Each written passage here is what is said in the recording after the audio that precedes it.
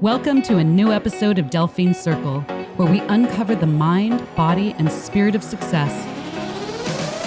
Subscribe now for free to receive updates on the latest interviews. Then, sit back, relax, and tune in.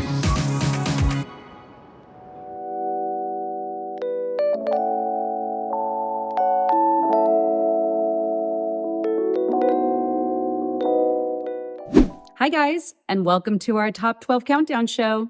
As we wrap up our second year of sensational interviews, I thought it would be fun to recap our highest viewed and listened to shows and give you some of the highlights of the top 12. So let's jump right in. So at number 12, we have Rick Reef with over 1,100 views. Rick is a Pulitzer Prize-winning journalist, and I've known him for over 20 years. But it was his partner at the Orange County Business Journal, Richard Reisman, that suggested that I interview him. And what a great suggestion it was. During our big question section, Rick said that he thought the biggest issue facing our world is the attack on freedom of speech and the emerging cancel culture. Well, right after that, I had an interview pulled from YouTube. So I'm listening a little more closely to Rick these days. Tell me about an issue that's facing the world that you think is one of the bigger issues. Obviously, we talked about the one we've already touched on a little bit. Well, is freedom of speech. I think it's there's a war on freedom of speech now that I think is very dangerous. We're into a cancel culture. What is frightening to me is that roughly Xers and up, Xers and baby boomers and the silent generation, roughly 20% of them think that the First Amendment should not apply to speech that minorities would consider offensive. Among millennials, it's 40%. And some studies or some surveys suggest it's even higher than that. And that's dangerous. Yeah. That's dangerous.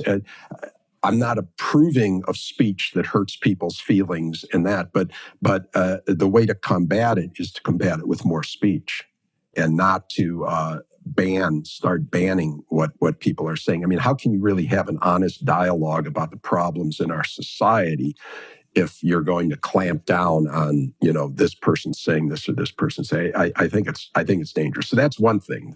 And we're seeing it, and it's not just.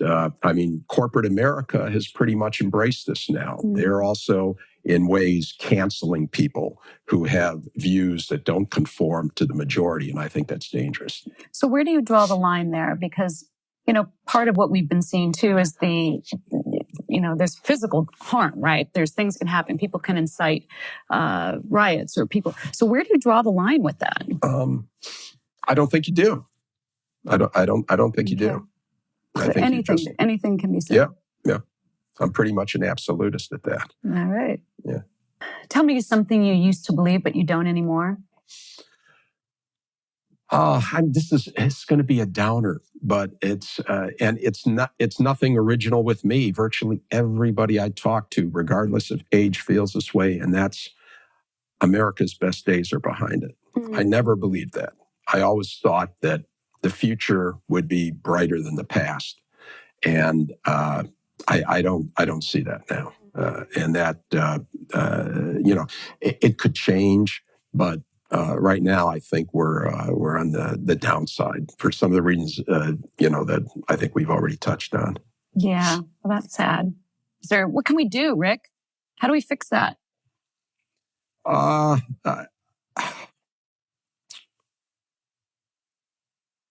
don't know. Let's skip that one. I don't know. All right. Well, Tell me. No, actually, go ahead. I'm kind of joking because I don't expect you to know the answer to that question.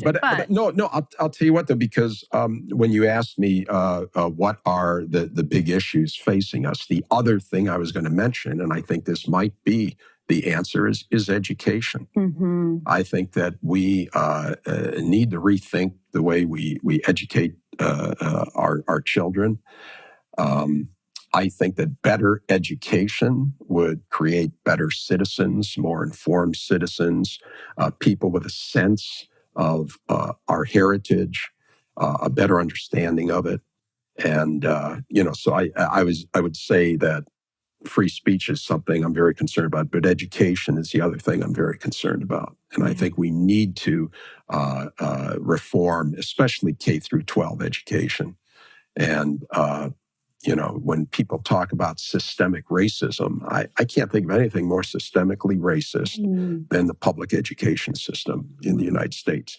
Irvine has great public schools. Many middle and especially upper middle class communities have wonderful public schools. No one's going to put them out of business.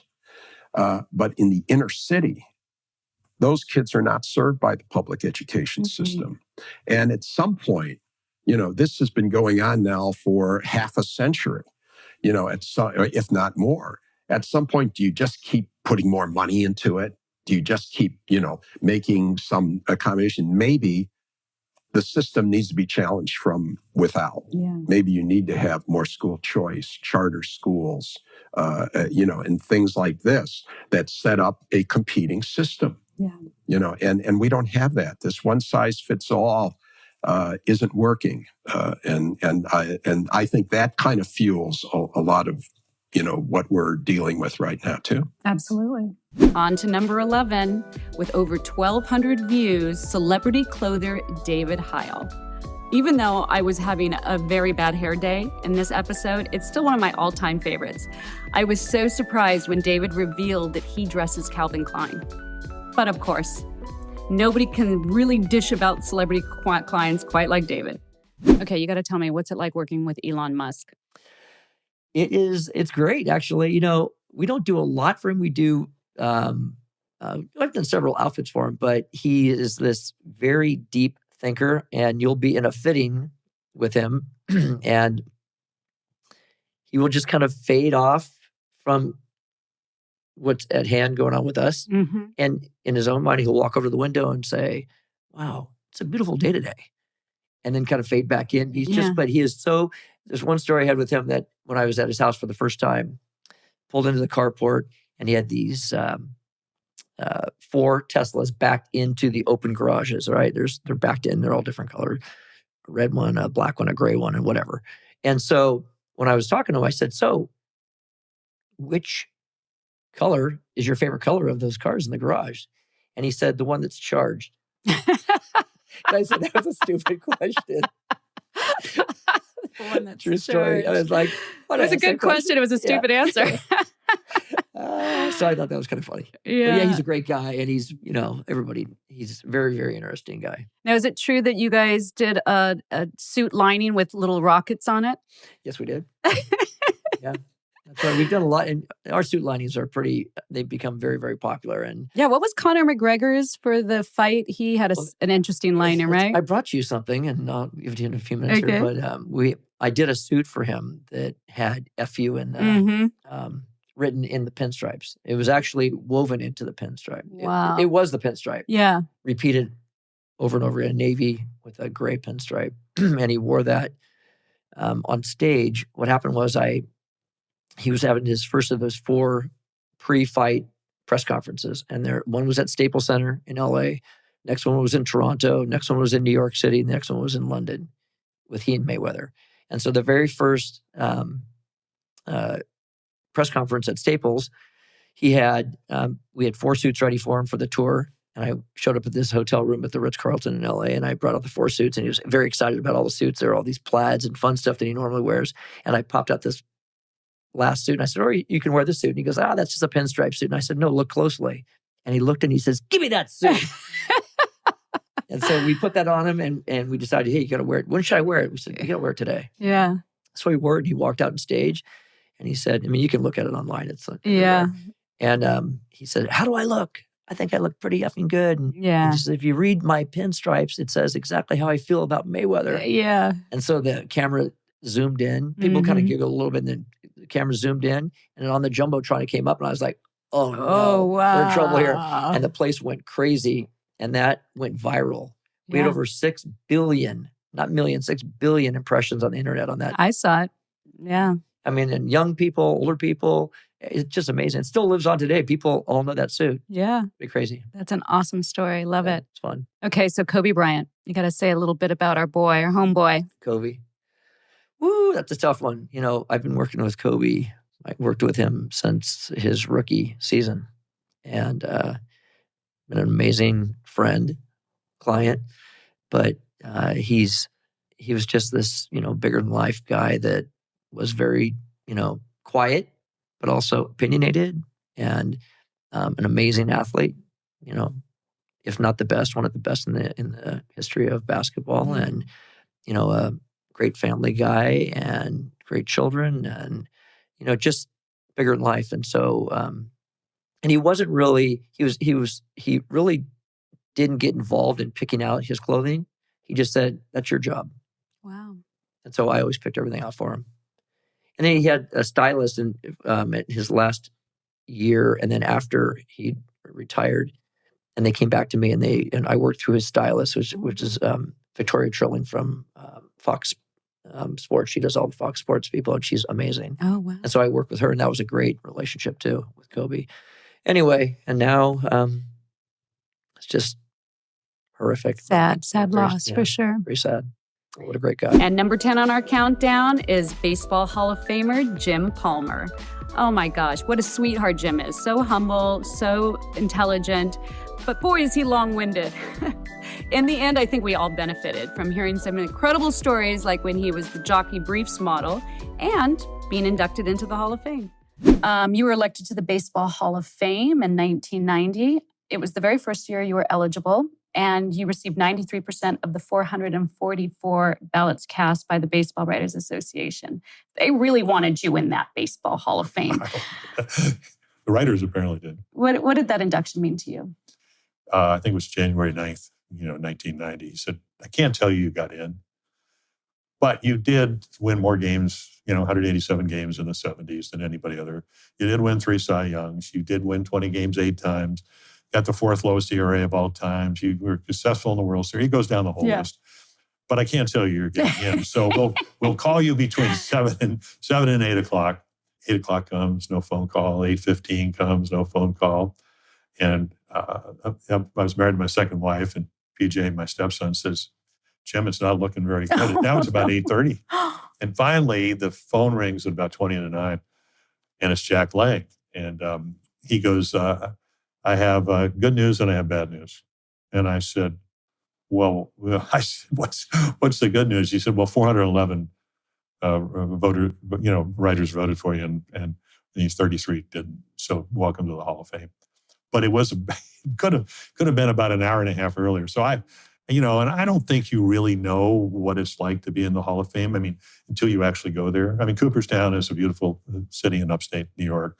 It's on the Lake Oswego, which is the mouth of the Susquehanna River. It's about a 9-mile lake, and it's idyllic. I mean, it's like you're going back in time, and that's where they have the Hall of Fame Museum. So, went up, did Good Morning America the next day, but not until I actually went for the induction weekend. And Joe Morgan and I got in 1990. Joe passed away a couple of years ago, and one of the great players, a couple of MVPs. So it was quite an honor to go in with him. But until you go up there, and we got rained out. We were the only induction that ever got rained out on Sunday, and we did it in a little gym, 1,000 people versus maybe 15, 20,000 people out on the grass field, in Cooperstown. So that night, normally you would have a dinner where they give you the Hall of Fame rings, and now you got to understand. I when I was born in New York, my dad took me to Yankee Stadium when I was 9.5, and it was before color television, and I never realized how green the grass was. And now here I am in Cooperstown. I'm going to, get inducted. Now it turns out the following day. It should have already happened. And you go to the dinner. You got Joe DiMaggio. You have Mickey Mill. You have Sandy Koufax. You have Ted Williams. You have Stan Musial. You have Willie Mays. You have the greatest players that ever played in maybe the last 2 generations. And guys that I used to have their baseball cards. Guys, I used to run down in the morning to, it used to be, now it's the Daily News, but the Daily Mirror. Yanks sweep too. I love the Yankees. Yogi Berra's there, and Whitey Ford, and Phil Rizzuto. I mean, all these players that I just idolized. And, you know, and now I've got to come up with a speech the next day. And Ted Williams grabs the microphone, and Stan Musial had some health issues. And he says, he goes, Stan, it's so great to have you back. Now, this is Stan, the man, the Musial, who got 3,630 hits, 1,815 at home, 1,815 on the road. If he didn't get a home run rained out, would have led the National League in hits, singles, doubles, triples, home runs, RBIs, runs scored, except he tied with a home run lead. This is how, I mean, these are the guys sitting behind me. Yeah. And now all of a sudden, you know, you're going to be part of that club. But until that moment, you know, the Hall of Fame, it's, you know, it's great. It's the Hall of Fame. But until you go there and you know that it's a small fraternity. And I think the other thing is, I've been now involved in baseball since, well, really little, you know, so age 10. And when you go to the induction and you see people come to Cooperstown that love baseball, I mean, love it. Yeah, they love their team. You know, they come for the induction, but they just come because of their love affair with baseball. So, you know, when we have lockouts and we have strikes and, you know, we have pandemics and people can't enjoy the game, I think you really get in touch when you happen to be in the Hall of Fame. But, you know, again, I play with so many other guys that got me there. It's not like, you know, the game is only about the Hall of Famers, but it is a specialized group. Absolutely. On to number 9, with over 1,300 views, is the sacred surgeon, Dr. J.P. Farrell. I was so excited to have an opportunity to interview this incredible man who has the ability to heal with his mind. I first learned about him after reading his book, Manifesting Michelangelo, and I reached out to him. And I was able to then witness his healing abilities firsthand. And I'll tell you, I'm a believer. In this segment, Dr. Farrell explains his capacity for non-invasive, rapid healing. So here's the thing. So if this is true, if we truly have the capacity through yoking our mind, our heart, our empathy with source and directing our consciousness at a target, and it can migrate out and touch that target and achieve rapid benevolent treatment effects, that's dumbfounding, and it's really dumbfounding in its ramifications, isn't it? Oh my gosh. Because it would have to change science, it would have to change medicine, it would have to change religion, it would have to change law. It would have ramifications in all those fields. Right. Yeah. So give us a little bit more detail. How do you do this? What is the process that you go about, and how long does it take? Very, very interesting. Now, you're sitting 4 feet from me, and you have a cell phone, and I have a cell phone. Now, if you pick up your cell phone and your cell phone wants to communicate with my cell phone, it doesn't speak directly. It doesn't communicate directly to my cell phone, does it? It triangulates. So your cell phone will bounce up. It will touch a tower. That tower will go to a satellite.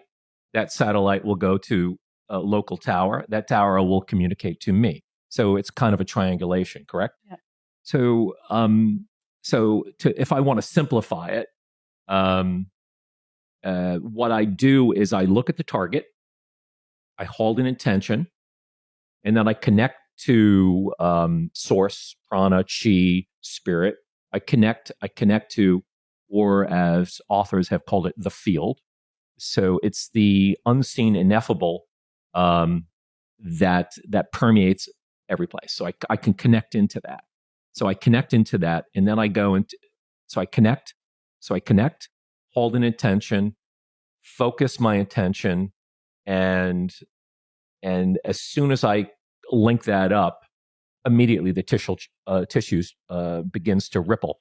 So if you go on the College of Sacred Surgeons and you look up Meet the President, Dr. J.P. Farrell, and you read underneath it, this is like, what do doctors say? So all the physicians are all saying the same exact thing. So you have, let's say, Dr. Von Schmidt, who's a neurosurgeon. So he came into the OR and he said, what was amazing was observing and seeing the skin begin to ripple immediately as he focused on the tissue, and then watching the benevolent treatment effect occur and watch all the swelling and scar tissue melt before my eyes. So again, what we're doing, in Princeton is we're studying this great phenomenon. And there are three areas that we can study. We can certainly study the practitioner, the doctor, the healer, and what they're doing and what's happening in their brain. And then we can study the target. What's happening across the room? What's happening in the knee? What's happening in the nose? What's happening in the sagging face? What's happening in the broken bone? What's happening to the tumor? So we can look at the target. We can look at the practitioner. And then the $1 million question or the $1 billion question is, what is the mechanism that is allowing the person sitting 3 feet away to achieve these rapid healing, rapid anti-aging benefits? What is it? And currently, science at its current level of knowledge doesn't fully understand. Just like we use 70% of drugs that are used in hospitals have never had a clinical test. Most of them, they don't know how they work, but they do know that they do work, so they use them in care, like aspirin. Well, I've had 2 babies and I still don't know how it works. So Good. I'm here to tell you, I understand that part of it. We're up to number 8 on our countdown with over 1,300 views. We've got California reggae rocker Nick I. Hernandez. In addition to being the lead singer of the band Common Sense, Nick has also been a collaborator on many projects, including Weiland's musical foray with the Blues Planet album. In this segment, Nick tells us about the early days of the California reggae scene. So I got all musician players and Well, not everybody stayed a musician their whole life, right? But no, not everybody does. But you guys made a huge impact. I mean, in your day, you guys played all of the big festivals. You played Farm Aid and the California Sunsplash and the Warped Tour. And so, give me some stories. What was it like to be on those mega festivals? I think the first big thing that we ever did was the Farm Aid. We were playing at the Belly Up, and at this point, it was like 1990. And we're doing really well around California and the Western states, even is selling out everywhere we go at the time. And I met Willie Nelson's daughter, Paula Nelson, and his really good friend and ex-wife, Connie Nelson.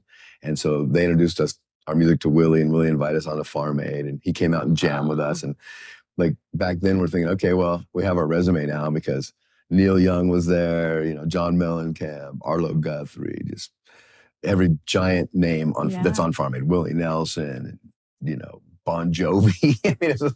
So we had our resume, like, here's who we've opened for. After our first resume was Steel Pulse, reggae bands, Yellow Man, all the big names of the time, Yeah. And then we did that, so that was good for our resume. And that was all televised too, right? That was all televised, so do you still have those recordings? Somewhere. It's been so long. You have them on 8-track somewhere? Piles of stuff.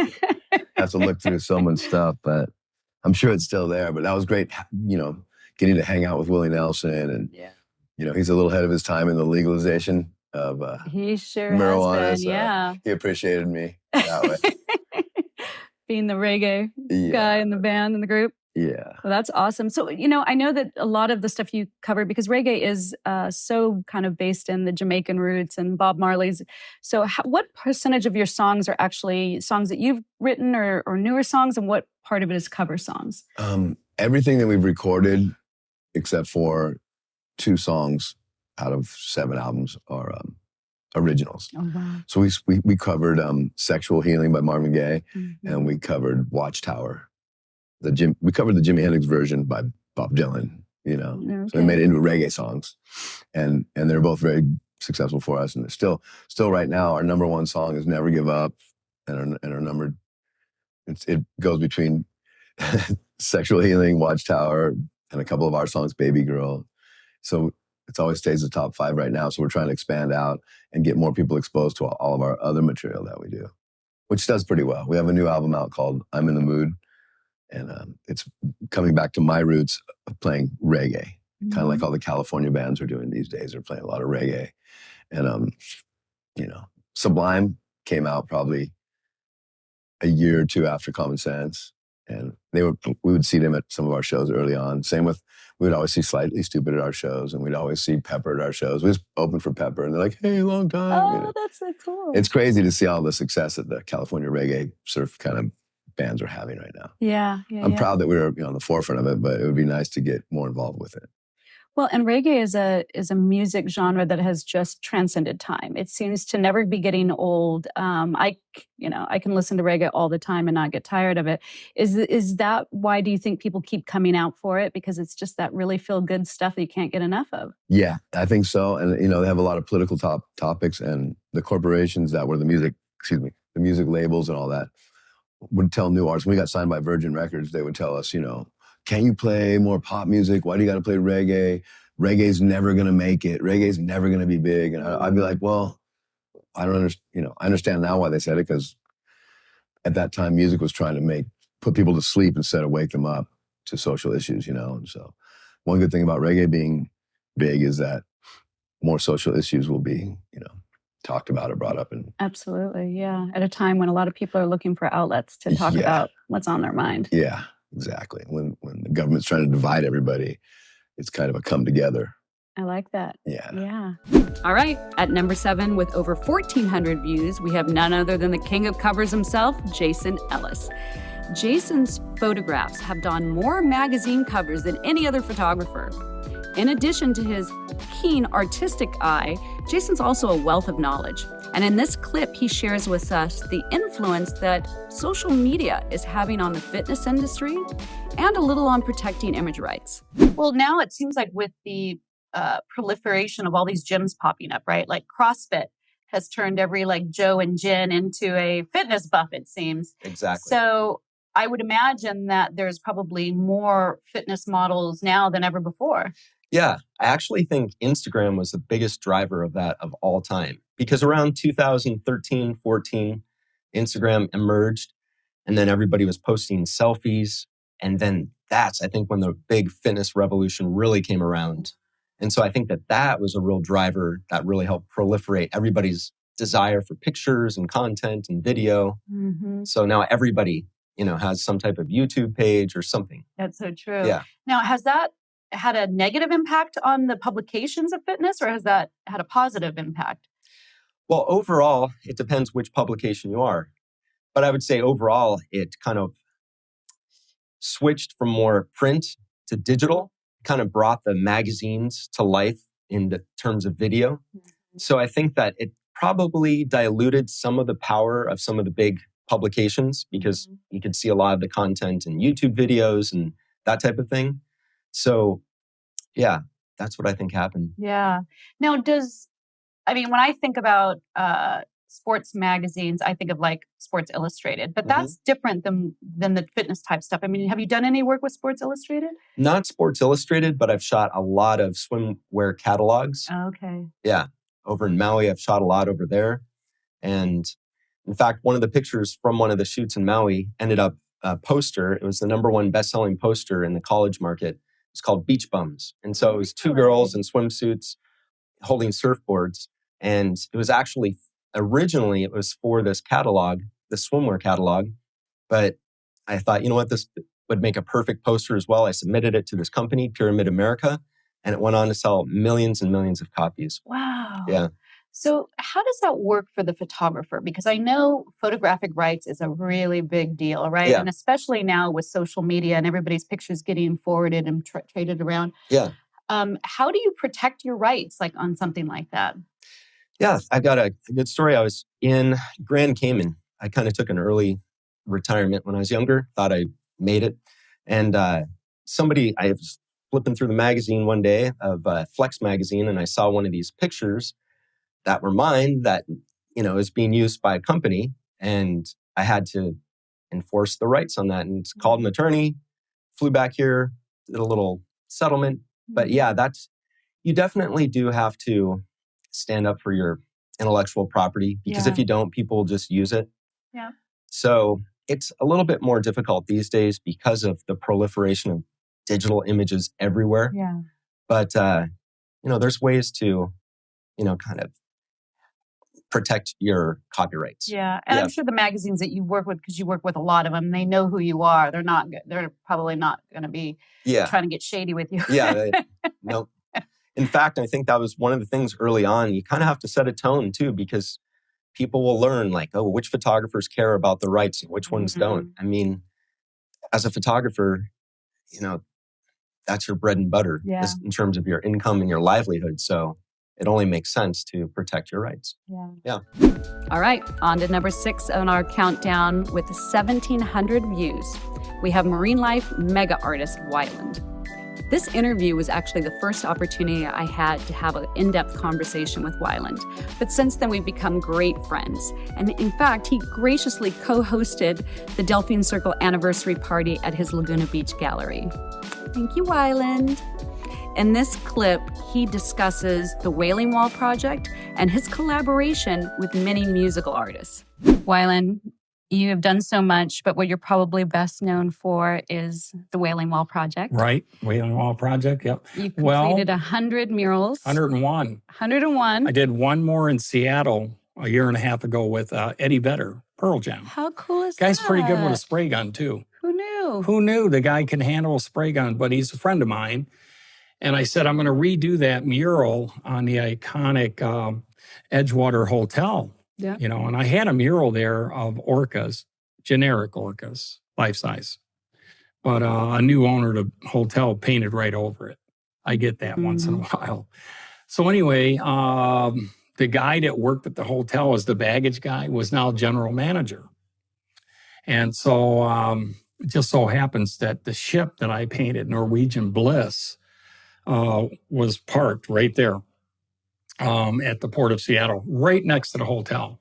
So that's where they had us stay, you know, on the inaugural voyage to Alaska. So I'm in there. Guy sees me and goes, Wyland, oh my God, hey, you think you'd repaint this mural for us? And I said, sure, next year. He goes, oh my God. So he got permission from the owner. And in 3 days, I painted the orcas, you know, in the San Juans, the J-pod, life size. Wow. And then Eddie lived right over across the bay. So he would come over by his boat, but he came every day. He actually dedicated the wall. And Eddie Vedder at the dedication says, you know, Wyland, he goes, great honor. This is like when I get invited to play with, you know, like the Rolling Stones and other artists. It's just like that, you know, coming up on the scaffolding, you know, and painting with you. So that was like a high honor. Wow. So it's kind of cool when artists can kind of come together and collaborate. Yeah. Yeah. It creates something unique. Yeah. Well, Yeah. and you know, we just talked about that when Nick Hernandez was here. Yeah. And you guys collaborated. We did Blues Planet. We did all this music on the anniversary of the Gulf oil spill. And I was so mad about it. I actually went out there on the 5th day, the worst day of the oil spill, the BP oil spill. It was like 10 years ago. And I went out there and, I mean, it would make you cry. It was oil from horizon to horizon. And so I was so mad that I went back to my home in the Keys and I kind of hunkered down for 2 months and wrote all this music for a documentary series I wanted to do about it called Blues Planet, that the planet's got the blues. So I wrote how many songs I do? 70 songs, originals. 70? 70. Oh, wow. In 2 months. You're very prolific. Well, I'm not really a musician. I am, but I'm terrible compared to these other guys I know. But anyway, when I'm, you know, writing the lyrics, I'm painting them. I'm painting the words. And then I can hear the music too at the same moment. And I can hear who I want to play on the record. But the music was for the documentary. And whatever I do, I overdo everything. Okay. So if I needed, let's say, one record, 16 songs, I might do 3 times that. And that's exactly what we did. So we recorded 48 songs, originals, blues, every kind of style you could imagine, with 38 of the greatest blues artists in the world, including Taj Mahal, Marcellus, Steve Turre, Rod Piazza, you know, the Mighty Flyers. And then I brought in people like Nick Guy. And everybody's going like, who the heck is Nick Guy? And I said, I'm the producer. This is Wyland Records. You're going to find out who he is. And at the end, they said he's the most valuable player. And he was. He worked really hard. Nick did a great job. And together we garage band, I think 22 songs he co-wrote. That's incredible. Oh, he's a monster, you know, talent. And he's from Laguna too. Yep. So Nick Guy really brought it. And then I brought in Willie K, Uncle Willie K from Hawaii, legend. And Amy Gilliam, who's been nominated for Grammys but never won. She should have, on this song called, let's see what's the name of that one. It's the second song in the film. Anyway, she's so great. And every one of those songs had a different edge to it. And the horn section, I mean, we had 12 people in the horn section alone. And then what I would do is come out and just sit on the couch and bring all these great musicians in and watch them take the music that I created to this, to this, to this. And a lot of the songs, one take. Wow. And I remember too that I wanted to do the album cover as a earth with a little teardrop in the eye, like a smiley face earth. So I had this concept. So we all did a second line march. And in New Orleans, that's whenever there's a funeral or a celebration, the bands will start coming together and they'll march and everybody in the community will come together. So I did that with our band, our 38 players. And, Taj Mahal had his banjo and Nick and all of us. And we marched out to this graffiti area and I tagged this wall. Well, I would have got arrested, except they thought it was Treme. They thought we were doing like, HBO, because there were so many people watching. Yeah. And I had like 7 cameras rolling on every song for the film. So it was really cool. So I painted this graffiti, this giant, earth with a non-smiling face and a tear. And then the band all marched out to Louis Armstrong's It's a Wonderful World. Oh my gosh. Goosebumps. On to number 5, with over 1,900 views, and the only roundtable show to make our top 12 is our group chat with Kasha Michaels, Candace Fifi, and Salme Klaus. Not only are these ladies my close personal friends, but they're also movers and shakers. I loved their comments on self-care, and one of the comments led to our biohacking series, Mind, Body, Spirit. I wonder if you can guess which. So, I'm very interested in like the practices and methods that people use to help center themselves or inspire them. And so I always like to talk about a little bit about that and when I have my guests on. So I want to hear something about what you guys do. And Kasha, let's start with you. So we're talking about like, how do I bring myself to center, right? Well, everybody has a different method because I'm a big meditator. I like to talk a lot about that. But some people do gardening or, Diana McBride was saying that she loves to garden and how that really grounds her. Yeah. So everybody has their little methods. I do as well. I do. And I'm just wondering if having a glass of wine counts. I was going to say, that's my meditation. I need to add that to my list. I didn't even think about it. So that's kind of my go-to a couple days a week. Yeah.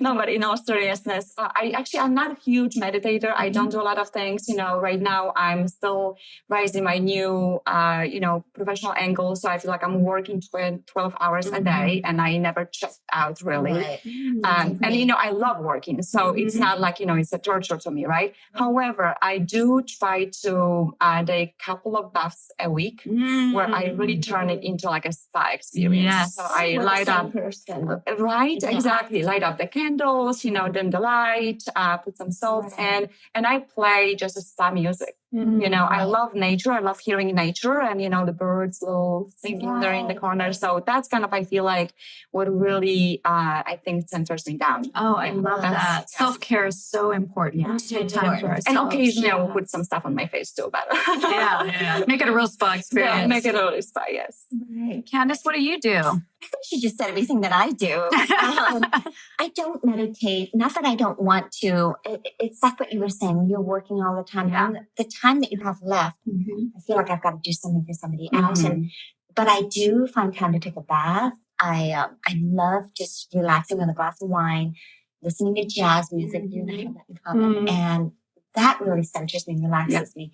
And I pray a lot. So I do pray a lot. And that's my form of meditation, actually, is the praying. So do you pray like in a consistent way, or just whenever you feel like you need that? Or is it like every night or in the morning? Like how does that? I pray obviously at night when I eat, when or just when I'm feeling a little unsure or a little, but in general, just sometimes just to be thankful and just get on my knees and pray. And then just a glass of wine. Always works. And some good jazz music. think that's really how Mhm. I find centers me. Yeah, You know? Yeah. What about exercise? I mean, your body is a rock star. Oh, How God, do you not keep at that all. figure? You're Especially running around. after COVID. I was looking at you and said, what was she doing during COVID? We were all just kind of just eating. Winding this up. And she's like, what is she doing? Running up the beach? No, actually, I love our downtime. I mean, it sounds terrible during COVID. Edward and I love sports. I love sports. And so does Edward. We were talking when I was listening to you. I love watching basketball. I love watching him play basketball. I love being at the beach with him, throwing a football. I've got a really good arm. Do you? I do. It's You've embarrassing. I know. I'm a tomboy. I'm a complete tomboy. I'm embarrassed to say. But I love sports. I love doing everything that, because I get bored just going to the gym. I'm one of those girls that I get bored. If I have to, I'll go and do what I need to do. But I used to run a lot, and then I had disc problems from a car accident, which have gotten better from swimming, by the way. You and I always That's awesome. you know, those things. But yeah, I feel like just that's all I do. I don't really like do the gym as much. If you enjoy it, you do it more. You know, Yes. you want to do it more. Yeah. And I love sports. I mean, I love basketball. I've got my favorite teams. And then I got into, I pretend like I'm an athlete. No, I'm not good. I'm just pretending. Sami, I know you have a lot of stuff. You do a lot. Well, yes, I do. Yes, I do a lot of things for stress reduction and relaxation and just self-care. And because it's also part of what I do and teach people. So I definitely love to meditate. I meditate every morning as soon as I wake up. And I love yoga. I love singing. I like grounding. Yeah, singing is very meditative. Yeah, and dancing, singing, dancing, yoga, grounding, walking barefoot on the beach, and what else? Like many things. And I have a new meditation tool that I want to talk about. It's called Brain Tap. Wow. I actually brought the headset with me. See it. I want to see it. Wow. This is pretty cool device. Yeah. It turns on. So it's it actually, you know, I usually have a wire and you connect it to your phone and you have an app. It's called Brain Tap app. And it comes with hundreds of different guided meditation, visualization things, depending on what you want to do, starting from just stress reduction, better sleep, weight loss, helping with phobias, anxieties, and whatever you want to work on. And it's guided. So, and this tool this headset is actually very cool. Yeah, you put it on. So it combines sound and light therapy into your meditation. And it's like brain optimization device. So it just helps your brain waves to get into like better rhythm and help you relax and all those things. So it's gotta go get one right away. Okay, how much? Yeah. It depends what kind of package you want to get. So I think it's you can go braintabwebinar.com and just learn about it more. Oh, so it's really cool. Yeah. I love it. Give us the range. That sounds amazing. I would say you can use just the app without this. I think it's under 100. And then with everything, I think it's, I don't know, I would say 600, 700, something like that. Yeah. But I know it really zones you out. Yeah, it does. It really, I mean, I love it. I do this every morning. To get that right away. Well, thank you for sharing. I love that. We're all going to be. Can you buy it? Oh my God, I'm an Amazon fan. I don't think it's available on Amazon, but yeah. Number 4 on our countdown with over 2,100 views is my very first interview with media consultant and content creator Vito Glazers. Even though Vito may be our youngest interviewee, I was so impressed with his depth and his ability to speak to the importance of having a positive mindset. To me, the journey of health starts in the mind. And being grateful for the health that you have already is the first step to making sure that you have continual health. People that focus only on what's wrong with their bodies tend to exacerbate those problems. True. People like myself who see life as a miracle and appreciate it for the miracle it is. I literally never get sick. I don't feel that I'm on a vibrational frequency that can attract sickness. I love it. Because I'm just so grateful for the health I have that it's just perpetuating itself from within. Now, do people call you an old soul?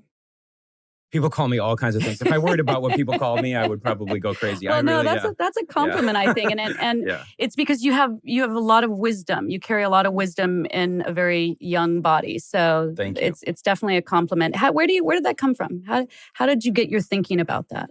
That's a really good question. I really don't know. I think it's because I'm an only child. My parents, God bless them, are just kind of in their own worlds. So I really, for a long time, I struggled feeling that I was like completely alone in the world. Yeah. But it's in that solitude that you can really find yourself. And a man who can like master his time alone with himself is somebody who can really like take on the world. Because I really need like very few external stimulants to be satisfied with myself. There's a lot of people that can't be alone. Right. They like go crazy if they don't have, companionship constantly. Have you always been that way? I don't want to say I've always been that way, but I've almost like growing up, I almost had to be that way. I was kind of like an outcast, and I was like, I grew up in this like kind of middle class area, but I was like the lowest income person in that area. And then I was alone. I didn't have a lot of friends. I was kind of always just jaded and resentful that my parents couldn't give me like some of the opportunities it seemed like the other kids were having. Right. In retrospect, you kind of realize that nobody really had it great. It was all kind of, everybody was in their own struggles. But I think that just spending a lot of time alone gave me the ability to kind of like let myself develop. And that's actually something I even bring now that I'm like more in the creator world, where I've been like producing films and helping people like bring their stories to life. I consume very little media because I find that the more media I consume, the more it affects my work. And it's almost like I'd rather be making TV than watching TV, right? And then if I start watching too much TV, then I want to start copying them, or then their work starts influencing mine. So there is something to be said about development and avoid. So I kind of like, growing up, I didn't have a telephone. I didn't have a TV. I lived with my dad. We were like very poor. And I remember having to like walk to the payphone to like call my friends and be like, hey, meet me at this movie theater, in 3 hours. I'm going to take like 2 buses to get there, and those were the catalysts that develop you into somebody who can appreciate everything, right? When you have nothing and then you get something, it means a lot more than if you have everything and you're just being... I actually think that one of the worst things that can happen to a person is to be born into wealth. I think so too. And I find that there's so much development and struggle, and that is really, I guess, what I would, again, growing up, very resentful, very angry at the world for making what I felt I had to work harder to get the same things other people were handed. But in retrospect, the negative of that was actually something to be grateful for, because it gave me the independence to operate at a high level independently. So. It's just so funny. I was literally just having this conversation with somebody, and it was somebody who was judging people who were born into wealth, and I said, actually, if you think about it, you should feel sorry for those people.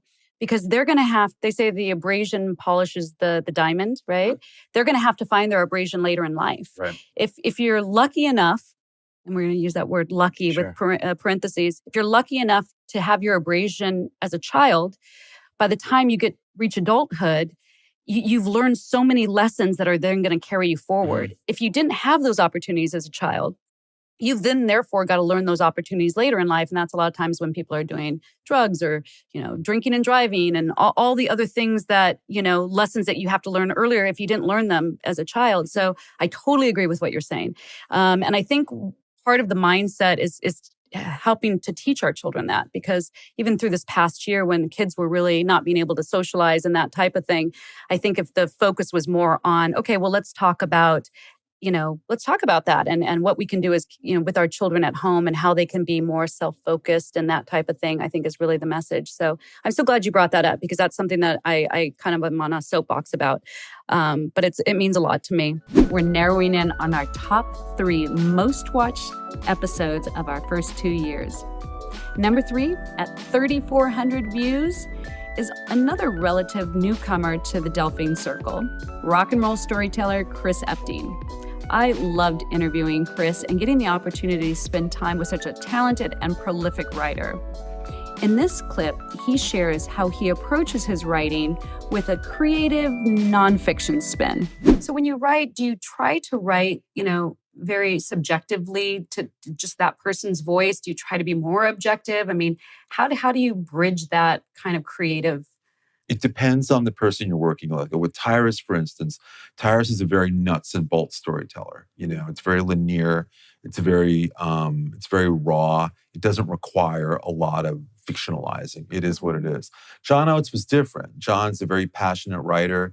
And there were things that, there was one instance in particular where there'd been an event I had read about. He didn't really recall it, but I felt it was integral to the story. And I said, can I write it almost like a piece of fiction and see how it feels? Because memoir, it's creative nonfiction. You can take some liberties. You can't make stuff up, but you can embellish things creatively that serve the story. So he said, go for it. And I wrote this scene from his experience when something had happened with he and Daryl. And he read it and he goes, you know what? He goes, I wouldn't change a word of that. He goes, because that feels like I would have felt it. So in his case, there were lots of opportunities to write from a very creative standpoint.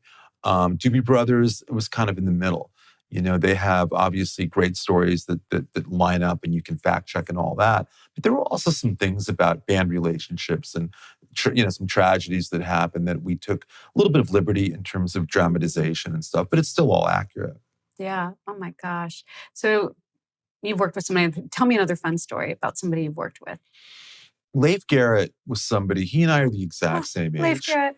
Oh, right. Swoon. And I was in the late 70s. I was not a Leif Garrett fan. I was into the Rolling Stones and the Sex Pistols, and But I never forget. There was one night in 1978. I was at a party, and wandered into this room. And the TV was on, and on came Leif Garrett's. He was the youngest guy to ever have his own variety show, and his guests were like Bob Hope and Flip Wilson. It was real 70s. But we watched it sort of ironically, like kind of goofing at Leif Garrett. But I remember that night thinking, you know what? He's really smart. He's really funny. And he's kind of in on this joke of being a teen idol. Yeah. That was my take on him.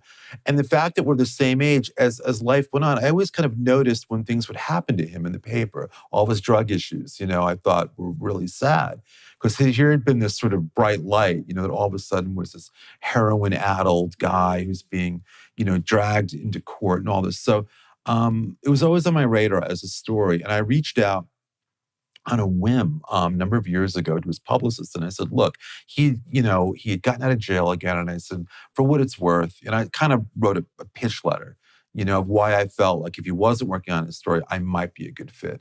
And it was politely declined by his publicist and all. But a year or two later, she called me and she goes, you know what? He wants to write a book and we saved your letter. And what you wrote really affected him. Like the way you would approach it meant something to him and he'd like to meet you. So I said, great. So he and I met, we connected. I went to his house up in where he lives in Topanga Canyon, kind of end of the road. You can't find it. The GPS will not locate it. And we met there at this little compound. He made breakfast and he and I just became instant best friends, But the story is one night we had gone to a show at the Palladium in Hollywood. And, we got there early, so we went to get something to eat before. And Leif, there wasn't a homeless person. There's a lot of them on Sunset Boulevard. Leif could never pass one without having some sort of interaction. He has this real connection to people who are down on their luck because he's been through a lot of stuff. So you have to build in like an extra half hour. And Leif would talk and give a couple of bucks. And it's like, then we go eat. And then coming back, he's doing the same thing. I'm like, man, the show's going to start, And there's this one guy on the street corner. He's not a homeless guy. He's a young black guy who's hustling he's a singer or a rapper, and he's got a CD, right? And he's trying to get people engaged. And Leif takes one, gives him a couple of bucks. And the guy says to Leif, he goes, man, you got to listen to that. You got to promise. And Leif goes, dude, I'll play it on the way home in my car. I promise. And the guy says to him, he goes, you'll see, man, every little girl around the country is going to want my picture on their bedroom wall. Every little girl. Does he know who Leif Garrett is at the time? Not even a clue. And Leif's listening, and the guy's going on and on about every little girl, my picture, not knowing that this is a guy that girls all over the world have his picture. And Leif stops him and he says, look, man, I got to tell you one thing. He goes, it's great that you're making music. He goes, but don't worry. He goes, you don't know me, but trust me. Don't worry about being on young girls' walls.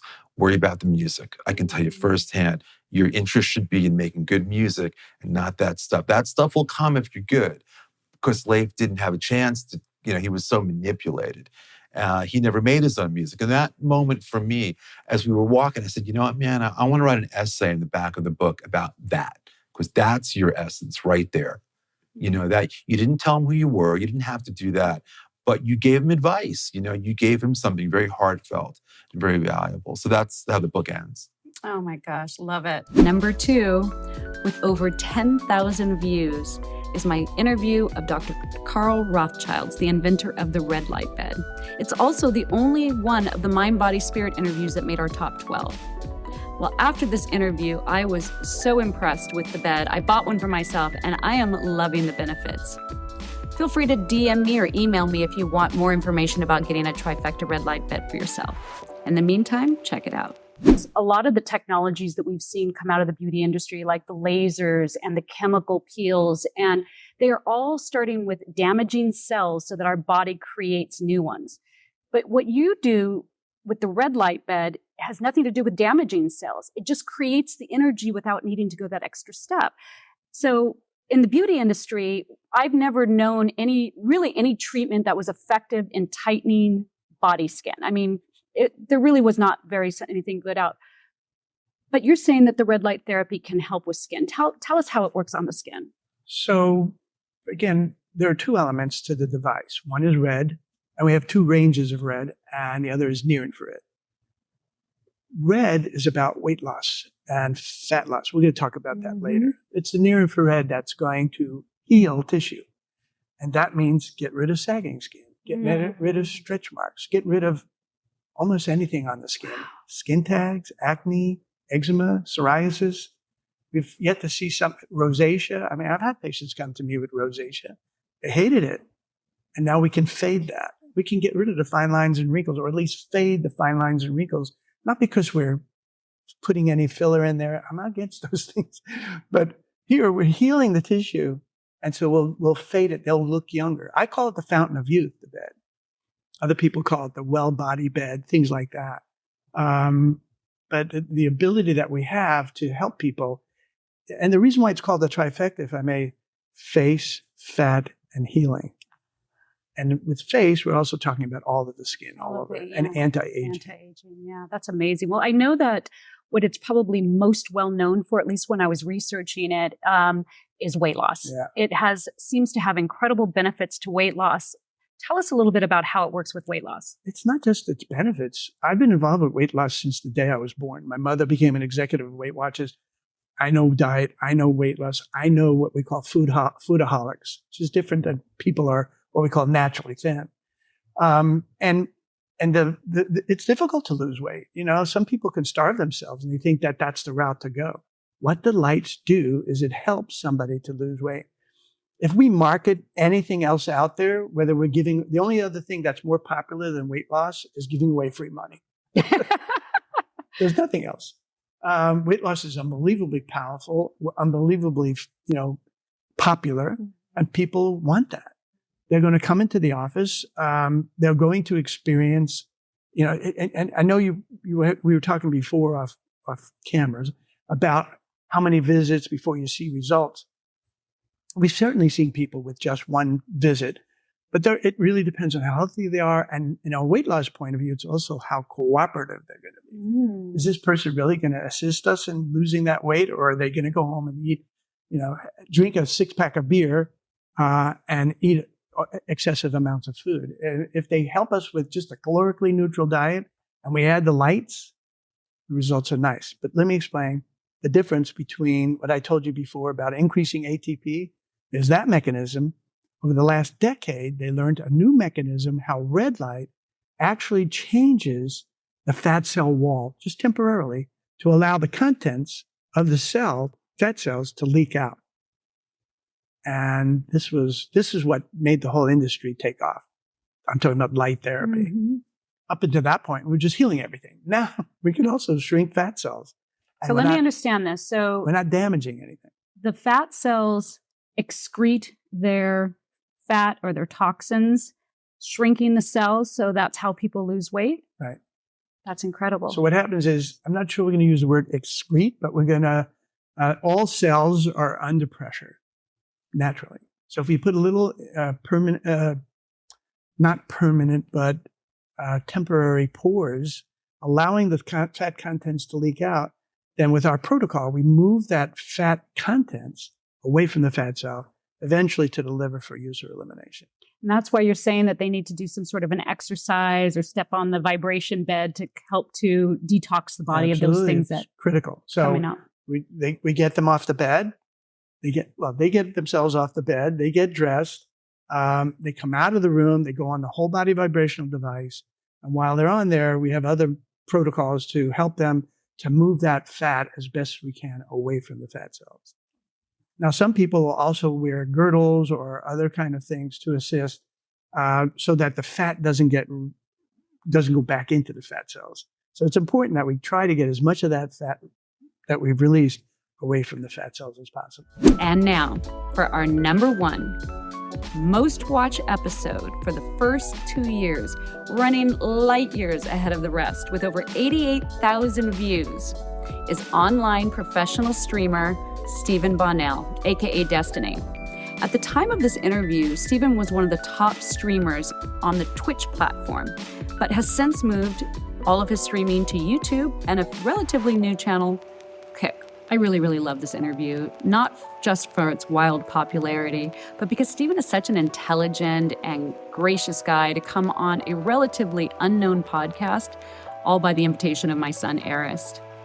If you are like I was, totally unfamiliar with the world of streaming, check out this clip where Stephen breaks down just how streaming works. Way early on, my focus was gaming, and I was really good at the game that I played. So people watched me for two reasons. One was because maybe they could learn things because I'm decent at explaining things. And then two was because I come from a very, we'll say, toxic internet background. So it was funny to watch me associate with the other people online in ways that I wouldn't be able to do today. But it was a very aggressive, very hard-headed, very a lot of trash talking and everything. So it was funny to watch me, and then people could learn at the same time. And then I would interact with chat. So it felt like you were getting like a one-to-one interaction, they kind of too, as I played. And yeah, it just kind of took off from there. Love it. Because I do know that you guys do like competitions or have some sort of like playoffs. And there's some rivalries there too, right? For sure. Are they real? Absolutely. Absolutely real. Oh yeah. There would be times where you would queue up against a guy and you would be playing harder than you would play at a tournament because you knew that if this guy beat you, he would like take the game and put it on like his YouTube channel and everybody would make fun of you for it. So it was like, yeah, it was pretty extreme back then. Yeah. Okay. So are you really just the super rock star gamer, or how does your gaming rate with other, professional gamers? These days, not as well. So back then, I think I was pretty good for the North American region. And what was your game? StarCraft 2. But there was My son played StarCraft 2. Well, that's good. StarCraft 2 or StarCraft 2? Oh, 2. Okay, good. That's good. But yeah, I mean, there was kind of a choice you had to make way back in the day, and it was whether you wanted to be like a professional gamer or more like an entertainer streamer. And the money was in like the tournaments and everything, and it's where most people focus. But I saw more stability in the streaming side of things. I already had a child, I had a house, I had bills to pay. It wasn't just like, this is all fun and games. And I couldn't risk, like, if I do bad at tournaments for 2 or 3 months, I'd miss my mortgage. So I always kind of opted to focus on the streaming side of things. How do you make money on streaming? Today, well, I mean, there's a lot of ways, it depends. Okay. So you can run advertisements on your channel, like pushing like an ad button that will draw from a big inventory of ads, kind of like on YouTube. Sometimes people will sponsor you. So a company might say, we'll give you X dollars a month to promote our product, maybe in the form of a banner, or maybe to use it and have it on stream so people can see it, like headphones. People can donate money to you directly, maybe to have like a funny message pop up on stream or something. You can sell merchandise. I think I have like a sweatshirt back here with my little logo on it. Is that for me? Absolutely not. Darn it. I almost got some. So do you make a good living doing this? Better than anything. Yeah. That was within my grasp. Yeah, for sure. Wow, Yeah. that's awesome. Can you show me how to do it? Well, you're halfway there now, right? I'm still trying to figure it out. Yeah. Okay, so let's help a girl out. So tell me, is Twitch like the largest e-gaming platform, or is it turned more into more like lifestyle stuff? I think the three that are vying for the top spot right now are YouTube, Facebook, and Twitch. I think culture-wise, yeah. Really? Facebook has tried to break into the gaming space, although they're having more trouble doing it.